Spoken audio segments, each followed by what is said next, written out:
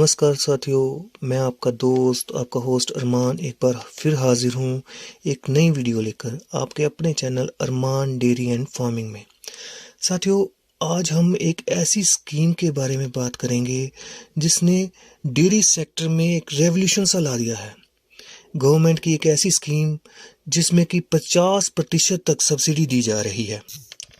Integrated dairy development scheme IDDS। इस scheme को नई गाइडलाइंस के साथ जारी किया गया है और इसके लिए फॉर्म लगना जो है वो शुरू हो चुके हैं और ये गाइडलाइंस 1 मार्च 2023 तक जारी रहेंगे। तो चलिए साथियों, देखते हैं कि किन नई गाइडलाइंस के साथ इसको जारी किया गया है और कौन कौन सी चेंजेस इस स्कीम में की गई हैं। इसमें मैं आपको पॉइंट वाइज पॉइंट जानकारी देने की कोशिश करूंगा और पूरी डिटेल के साथ समझाने की कोशिश करूंगा। साथियों, शुरू करते हैं अपनी वीडियो। तो चलिए साथियों, बढ़ते हैं अपने पहले पॉइंट की तरफ। सबसे पहला पॉइंट है कि इसमें हम कौन कौन सी चीज़ जो है वो ले सकते हैं। साथियों, सबसे पहले डेयरी यूनिट जो एस्टेब्लिश करने के लिए कैटल ले सकते हैं। उसके बाद milk collection, chilling, processing unit जो हैं वो ले सकते हैं। इसके बाद मार्केट इंफ्रास्ट्रक्चर जिसमें कि मिल्क ATMs वगैरह आते हैं वो ले सकते हैं और मिल्क वैन वगैरह ले सकते हैं। और environment management of dairy farms के लिए जिसके तहत हम बायोगैस प्लांट वगैरह या फिर बर्मी कंपोस्ट वगैरह यूनिट्स लगा सकते हैं। तो ये सारी चीज़ें हम खरीद सकते हैं। इन सभी यूनिट्स के ऊपर गवर्नमेंट ने 50% सब्सिडी रखी हुई है। अगले पॉइंट में है साथियों कि इस स्कीम को इम्प्लीमेंट जो है वो animal husbandry department Jammu and Kashmir कर रहा है और एक कमेटी बनाई गई है जो कि इसकी देखरेख करेगी। साथियों, बढ़ते हैं अपने अगले पॉइंट की तरफ। अब इस स्कीम का फ़ायदा कौन कौन ले सकता है? कोई भी आम आदमी ग्रुप बनाकर भी ले सकता है और सिंगल भी ले सकता है। कोई मिल्क प्रोसेसिंग यूनिट होल्डर कोई आदमी होगा वो ले सकता है, कोई मिल्क फेडरेशन होगी वो ले सकता है, या किसी ने अपनी ही हेल्प से एक ग्रुप बनाया हुआ है वो ले सकता है, कोई डेयरी कोऑपरेटिव सोसाइटी होगी या फार्मर प्रोड्यूसर ऑर्गेनाइजेशन होगी, इस स्कीम के बेनिफिट्स ले सकते हैं। इसमें 20% SC/ST और 10% औरतों को कवर करने की बात कही जा रही है। अगले पॉइंट में जो नई गाइडलाइंस के तहत कुछ चेंजेस की गई हैं साथियों। इसमें पहले क्या होता था कि कोई भी आदमी जो नए डेयरी फार्म के लिए अप्लाई करता था तो उसको कम से कम 5 जानवरों के लिए अप्लाई करना पड़ता था और मैक्सिमम वो 5-10 यूनिट जो है वो अप्लाई कर सकता था, जिसका मतलब है कि 50 जानवरों के लिए वो अप्लाई कर सकता था। मगर अब इसमें क्या है कि जो छोटे फार्मर है उनको कवर किया गया है और अब आप 2 जानवरों के लिए भी अप्लाई कर सकते हैं और मैक्सिमम आप सिर्फ 20 जानवरों के लिए अप्लाई कर सकते हैं। तो अब 5 की जगह 2 जानवरों के लिए भी अप्लाई कर सकते हैं और 50 की जगह 20 जानवर हो गए हैं। तो इसमें एक पॉइंट और ऐड किया गया है कि अगर आपने 21-22 में अप्लाई किया था लोन के लिए या सब्सिडी के लिए, तो वो किसी वजह से आप सब्सिडी ले नहीं पाए हैं, लेकिन 30 जून 2022 से पहले का आपका केस जो है वो सैंक्शन हो चुका हुआ है, तो आपको इस फाइनेंशियल ईयर में उसका फ़ायदा मिल सकता है as per guidelines of previous year. पिछले साल की गाइडलाइंस के तहत ही आपको, अगर आपने 50 जानवरों के लिए भी अप्लाई किया है तो वो आपको 50 जानवरों के लिए ही सब्सिडी दी जाएगी। इसमें सिर्फ आपका अप्रूवल 30 जून 2022 से पहले हुआ होना चाहिए। अगले पॉइंट में ये कहा गया है कि जो जानवर आप खरीदते हैं वो 2nd और 3rd लैक्टेशन के ही होने चाहिए। 4th लैक्टेशन के बाद का जानवर नहीं चलेगा, वो पास नहीं किया जाएगा। और इंश्योरेंस है वो जानवरों की कम से कम 1 साल के लिए मैंडेटरी है। जब आप इंश्योरेंस का फॉर्म साथ में देंगे उसके बाद ही आपकी सब्सिडी रिलीज की जाएगी। अब साथियों, आपको जानवर कहाँ से खरीदने हैं? इस अगले पॉइंट में स्पेशली ये कहा गया है कि आपको जम्मू और कश्मीर के बाहर से ही जानवर खरीदने पड़ेंगे। सिर्फ और सिर्फ उन्हीं जानवरों को पास किया जाएगा। साथियों, आप इसमें ई-गोपाला ऐप की हेल्प ले सकते हैं या फिर पशु हाट जो पोर्टल है उसकी हेल्प से भी जानवर खरीद सकते हैं या किसी ब्रीडर से भी जानवर खरीद सकते हैं, लेकिन जम्मू और कश्मीर UT के बाहर का ब्रीडर होना चाहिए। इस पॉइंट का जो मेन मकसद गवर्नमेंट का वो ये है कि जम्मू और कश्मीर में से अगर अंदर से ही जानवर आप खरीदते हैं तो वो तो जानवर अंदर जम्मू कश्मीर में ही रोटेट होते रहेंगे, तो उसमें जानवरों की संख्या नहीं बढ़ पाएगी। इसलिए अगर आप जम्मू और कश्मीर के बाहर वाली स्टेट से जानवर लेकर आते हैं तो जम्मू कश्मीर में जानवरों की संख्या बढ़ेगी और दुग्ध उत्पादन है वो बढ़ेगा।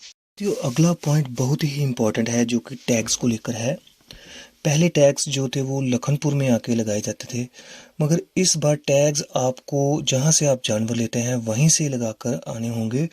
और ये जो टैग्स होंगे, जो इनाप एक पोर्टल है इनाप करके, information network for animal productivity and health, यहाँ पे आपके वो जो जानवर हैं रजिस्टर होने चाहिए, उसके बाद ही ये मान्य होंगे। फिर जब आप जम्मू कश्मीर में एंटर करेंगे तो वही टैगिंग के साथ, उन्हीं टैग्स के साथ फिर से आपके नाम पे रजिस्ट्रेशन जो हो जाएगी। इसमें जो वेटनरी असिस्टेंट होगा वो रेगुलरली चेक करेगा आकर आपके डेयरी फार्म में, और जो स्टेटस है जानवरों का वो इनाफ वेब पोर्टल पे जो चढ़ाता रहेगा। और इस चीज़ को भी इंश्योर किया जाएगा कि ये जानवर जो एक बार रजिस्टर हो गए हैं ये अगले 5 साल तक सेम स्कीम के लिए रजिस्टर ना किए जा सकें। बढ़ते हैं अपने अगले पॉइंट की तरफ। अगले पॉइंट में ये कहा गया है कि आप किसी ऐसे डीलर से भी जानवर ले सकते हैं जो जम्मू कश्मीर का डोमिसाइल होगा, लेकिन वो प्रॉपरली रजिस्टर होना चाहिए किसी कॉम्पिटेंट अथॉरिटी के द्वारा। और उसमें भी ये पॉइंट रखा गया है कि वो जो जानवर वो आपको सेल कर रहा है वो भी जम्मू और कश्मीर के बाहर से लाकर ही आपको सेल कर रहा है। साथियों, जब आप खुद जानवर लेकर आते हैं तो गवर्नमेंट आपको ट्रांसपोर्टेशन का खर्चा भी देती है 1,000 रुपया पर एनिमल के हिसाब से। लेकिन अगर आप किसी ऐसे डीलर से जो कि जम्मू कश्मीर में ही है उससे आप जानवर लेते हैं तो ट्रांसपोर्ट का खर्चा आपके लिए आप एंटाइटल नहीं होंगे। साथियों, जानवरों की सब्सिडी में जो कैपिंग थी पहले वो 35,000 रुपया पर जानवर आपको सब्सिडी दी जाती थी। इसमें भी कुछ चेंजेस किए गए हैं। अब 35 की जगह आपको 40,000 रुपये की सब्सिडी पर कैटल के हिसाब से मिलेगी, और SC ST या फिर वुमेन के लिए ये 45,000 रुपया है। कैटल्स के बाद अब बात करते हैं इक्विपमेंट्स की। इक्विपमेंट्स आप कहाँ से खरीद सकते हैं और कैसे खरीद सकते हैं। साथियों, अगर आप इक्विपमेंट्स कहीं से भी खरीदते हैं, चाहे जम्मू से खरीदते हैं चाहे जम्मू के बाहर से खरीदते हैं, तो वो किसी registered company, authorised dealer, distributor या मैन्युफैक्चरर होना चाहिए, चाहे वो जम्मू का हो चाहे वो जम्मू के बाहर से हो। और जो मशीनरी इक्विपमेंट्स आप खरीद रहे हैं वो सेफ्टी और क्वालिटी स्टैंडर्ड्स के होनी चाहिए। अगर आप मिल्क वैन खरीदने की सोच रहे हैं तो वो एक यूनिट के रूप में भी खरीद सकते हैं, या फिर अगर आप रेफ्रिजरेशन टैंक और गाड़ी अलग अलग खरीदना चाहते हैं तो अलग अलग भी खरीद सकते हैं। लेकिन इसमें ये रखा गया है कि जो गाड़ी आप खरीदेंगे वो करंट फाइनेंशियल ईयर का ही मॉडल होना चाहिए, और इस गाड़ी की जो रजिस्ट्रेशन है वो बेनिफिशियरी के नाम पे ही होनी चाहिए। अब साथियों, आपको अप्लाई किस तरह से करना है। सबसे पहले आपको एक एप्लीकेशन फॉर्म भरना है जिसमें आपको 2 फोटोग्राफ्स, आधार कार्ड की कॉपी, अपने बैंक अकाउंट के डिटेल्स और 3 महीने की बैंक स्टेटमेंट और एक एफिडेविट साथ में लगाना है, और ये आपको अपने पास में जो एनिमल हस्बेंड्री ऑफिस है वहाँ पे डिपॉजिट करवा देने हैं। साथियों, इन डॉक्यूमेंट्स के साथ आपको एक बिजनेस प्लान भी साथ में लगाना पड़ेगा, जिसमें कि आपकी जो कहाँ पे आप इन डेयरी फार्म एस्टेब्लिश कर रहे हैं और उस डेयरी फार्म में आपका पर्पस क्या है इन चीज़ों को लेने का, ये सारा कुछ उस बिजनेस प्लान में डिस्क्राइब किया गया होगा। एक बार आपका केस अप्रूव हो जाता है उसके बाद आप अपने इक्विपमेंट्स और एनिमल की यूनिट एस्टेब्लिश कर लेते हैं, तो सबसे पहले 50% सब्सिडी है वो जब आप इनवॉइस अपनी जो सबमिट करवाएंगे तो उस समय पे आपकी जो 50% सब्सिडी है वो आपके अकाउंट में आ जाएगी, और जो बाकी 50% सब्सिडी है वो फिज़िकल वेरिफिकेशन जो टीम करेगी उसके बाद जो है आपके अकाउंट में आएगी। तो ये सब्सिडी 2 हिस्सों में आपके अकाउंट में आएगी, पहले 50% एक बार और फिर 50% दूसरी बार। और ये सारी प्रक्रिया 30 दिन से ज़्यादा नहीं रहेगी, जिसका ये मतलब हुआ कि पूरी सब्सिडी आपको 30 दिन के अंदर आपके पास आ जाएगी। साथियों, इसमें अब बैंक लोन की सुविधा भी शामिल की गई है। अगर आप बैंक लोन लेना चाहते हैं तो 10% मार्जिन मनी देकर आप जो है बैंक लोन के लिए अप्लाई कर सकते हैं। इसमें करना क्या होगा आपको कि अगर आप बैंक लोन के लिए अप्लाई करते हैं तो एनिमल हस्बेंड्री ऑफिस से ही आपका जो परफॉर्मा बिल होगा इक्विपमेंट का या डेयरी यूनिट का, वो आपके एप्लीकेशन के साथ और जो भी रिक्वायर्ड डॉक्यूमेंट्स होंगे वो बैंक में भेजेगा और बैंक फिर आरबीआई गाइडलाइंस के अंदर जो है वो आपका लोन सैंक्शन कर सकता है। और जब एनओसी मिलेगी बैंक से तो फिर एनिमल हस्बेंड्री जो है वो डायरेक्टरेट में आपका केस सबमिट करेगा और अगर आपका बैंक लोन पास हो जाता है तो फिर जो है आपकी सब्सिडी जो है वो रिलीज़ की जाएगी। तो साथियों, ये कुछ पॉइंट्स थे नई गाइडलाइंस के अकॉर्डिंग जो हमें ध्यान में रखने हैं। इसके बाद आगे बढ़ते हैं कि कौन कौन सी मशीनरी, इसमें कौन कौन से इक्विपमेंट्स हम ले सकते हैं और इन सभी चीज़ों के ऊपर कितनी सब्सिडी जो है अवेलेबल है। सबसे पहले कैटल्स की बात करते हैं।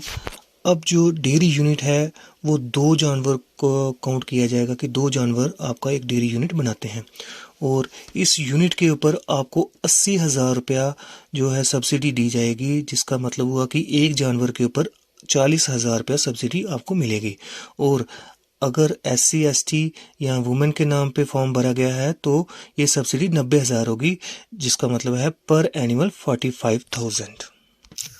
और ट्रांसपोर्ट चार्जेस लखनपुर से लेके कहीं पे भी आप ले जाना चाहते हैं तो वो 1,000 रुपया पर एनिमल के हिसाब से दिया जाएगा। अब मशीनरी आप कौन कौन सी ले सकते हैं, कौन कौन से इक्विपमेंट ले सकते हैं और उन पे कितनी कितनी सब्सिडी है, इसके बारे में बात करते हैं। अगर आप पैस्चराइजेशन यूनिट एस्टेब्लिश करते हैं तो उस पे मैक्सिमम जो सब्सिडी है वो 15 लाख रुपए आप ले सकते हैं।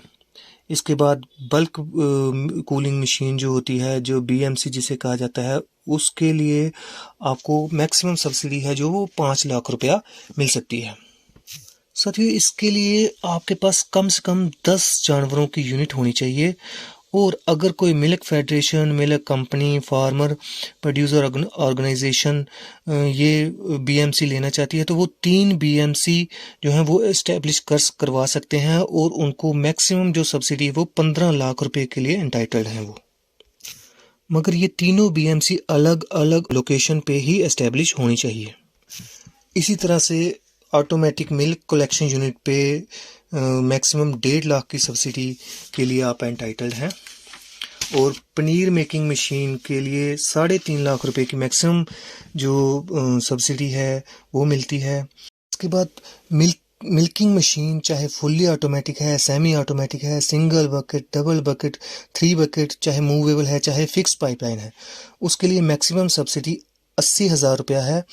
इसके लिए आपके पास कम से कम 4 एनिमल की जो यूनिट होनी चाहिए। अगर आप मिल्किंग पार्लर लगाना चाहते हैं तो कम से कम 4 पॉइंट का लगाना पड़ेगा आपको और उसके लिए 10 जानवर जो उन्हें आपके पास ज़रूरी हैं, जिसके लिए कि जो मैक्सिमम सब्सिडी है वो 5 लाख रुपया गवर्नमेंट दे रही है। इसी तरह से मिल्क ATM मशीन के लिए 5 लाख रुपए तक की सब्सिडी जो है वो आपको मिल सकती है। अगर आप जनरेटर सेट लेना चाहते हैं तो वो कम से कम 3.5 kVA का होना चाहिए, जिस पे आपको 1.5 लाख रुपए तक सब्सिडी दी जा रही है। इसके लिए भी साथियों आपके पास कम से कम 10 जानवरों का यूनिट होना चाहिए। अगर आप रेफ्रिजरेटेड वैन खरीदना चाहते हैं तो उसके लिए 4 लाख रुपया सब्सिडी दी जा रही है, जिसके लिए आपके पास 10 जानवर होने ज़रूरी हैं। और अगर आप मिल्क वैन अलग से ख़रीद रहे हैं तो उसके लिए 2 लाख रुपए की जो सब्सिडी वो रखी गई है। इसके लिए आपके पास कम से कम 6 जानवर होने ज़रूरी हैं। और अगर आप अपना प्रोडक्ट प्रोसेस करके सेल कर रहे हैं और जम्मू कश्मीर से बाहर कहीं सेल करते हैं तो एयरवेज का जो खर्चा है वो भी गवर्नमेंट आपको उसमें भी सब्सिडी दे रही है, जो कि 10 रुपये पर kg ऑफ मिल्क प्रोडक्ट के हिसाब से आपको सब्सिडी दी जाएगी। साथियों, ये देखिए कितनी ज़बरदस्त स्कीम है कि हर तरह से गवर्नमेंट आपकी हेल्प कर रही है। आपको सिर्फ एक इनिशिएटिव लेना है, एक माइंड बनाना है और इस स्कीम के थ्रू जाना है और बहुत ही ज़्यादा बेनिफिट आप ले सकते हैं। हम हमारी गवर्नमेंट का कोटि कोटि धन्यवाद करते हैं जिन्होंने इतनी अच्छी स्कीम जो आम डेयरी फार्मर्स हैं उनके लिए लाई है। आगे बढ़ते हैं साथियों। Environment management of dairy farms के तहत भी कुछ प्लांट्स जो है वो गवर्नमेंट लगवा रही है जिसमें कि सब्सिडी दे रही है। सबसे पहले हम आते हैं डेयरी एफ्लुएंट या डेयरी सीवेज ट्रीटमेंट प्लांट की तरफ। इसमें कैपेसिटी के हिसाब से अलग अलग सब्सिडीज रखी गई हैं जिसमें कि 1.5 लाख, 2 लाख और 3 लाख रुपए तक सब्सिडी आप ले सकते हैं। इसमें कम से कम आपके पास 5 गाय होना ज़रूरी है। साथियों इसमें मैं बता दूं कि सीवेज ट्रीटमेंट प्लांट में जो डेयरी फार्म से निकला हुआ गंदा पानी है उसे साफ करने की व्यवस्था की जाती है। इसके अलावा साथियों बायोगैस प्लांट या फिर बर्मी कंपोस्ट के यूनिट्स आप लगा सकते हैं जिनके ऊपर 2-2 लाख रुपया सब्सिडी गवर्नमेंट आपको दे रही है। इसके अलावा जो लास्ट में है वो कि आप जो गाय का भैंस का गोबर है उससे लकड़ी बना सकते हैं। वो वैसी मशीन जो है एस्टेब्लिश करवा सकते हैं। उसके लिए मैक्सिमम सब्सिडी गवर्नमेंट जो है वो 80,000 रुपया दे रही है। साथियों मैंने पूरी डिटेल के साथ हर पॉइंट को समझाने की कोशिश की है और आशा करता हूं कि मैं आपको हर पॉइंट समझाने में कामयाब रहा हूँगा। साथियों मैं बता दूं कि ये स्कीम मेरे ख्याल से तो सबसे बेस्ट स्कीम है आज तक की हमारी गवर्नमेंट की, और इस स्कीम का फ़ायदा ज़रूर लेना चाहिए। और अब नई गाइडलाइन के हिसाब से तो छोटे से छोटा फार्मर भी इसका फ़ायदा ले सकता है। तो साथियों आप इसका फ़ायदा लें और अपनी आय का साधन है जो वो खुद जनरेट करें। इसके बाद हम आपको कुछ ऐसे डेयरी फार्मर से भी मिलवाएंगे जो कि इस स्कीम के तहत जिन्होंने अपने डेयरी फार्म को एस्टेब्लिश किया है या मशीनरी ली है, और उनसे बातचीत करके बताएंगे कि कैसी रही उनके लिए ये स्कीम और कितना फ़ायदा उनको मिला है। साथियों अगर आपको ये वीडियो अच्छा लगा है तो प्लीज़ इसे लाइक करें और शेयर करें ताकि ये इन्फॉर्मेशन बाकी लोगों तक भी पहुँच सके और सभी इसका बेनिफिट ले सके। Thank you for watching the video.